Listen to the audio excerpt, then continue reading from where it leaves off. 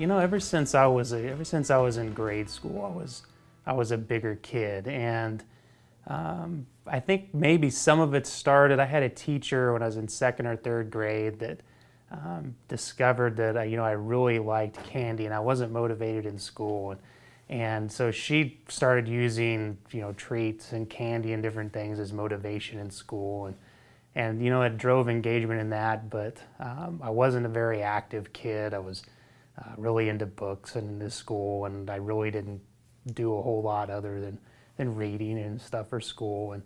And so I slowly was husky, and I was bigger and just kept gaining weight. And really from maybe junior high on, I was always one of the biggest people in class. And I really loved avoiding scales.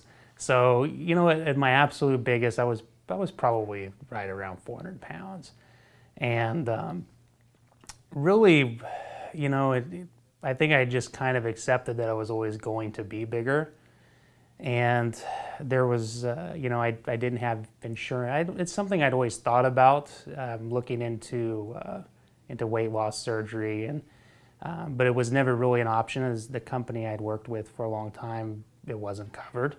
And so, I just kind of backburnered it. And there was a point where I have 3 children. I have a 13-year-old and a 6 and a 5-year-old. And I remember, maybe about 3 years ago or so, I was hospitalized. And for maybe the last 7 years, I've had some issues with arrhythmia and with my heart starting to tell me that there's some problems. And I went into the ER, and they thought preliminarily that I'd had a heart attack. And somehow some things got lost in the shuffle. They didn't come back and update me and tell me that it wasn't. But I was sitting there in the hospital bed, and I think my youngest son was 2 or 3, and I was holding him, and I was just thinking, if I don't really make a change, I'm not going to be around when he's older, and I'm not going to be able to see him grow up. So, and then maybe